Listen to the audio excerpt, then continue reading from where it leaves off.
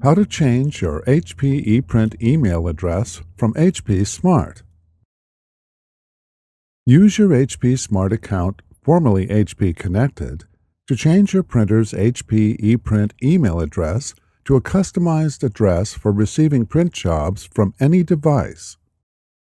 On your computer or mobile device, go to hpsmart.com and click the Sign In link.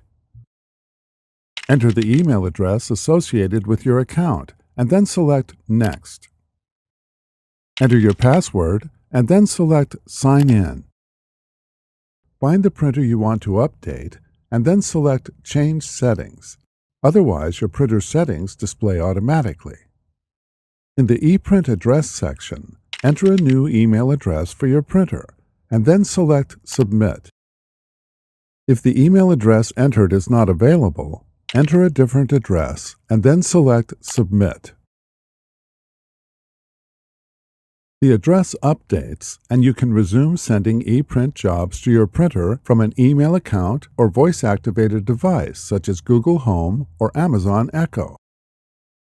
Before heading ahead into the video, in case you are facing any issue with your HP printer device, get in touch with our HP printer expert.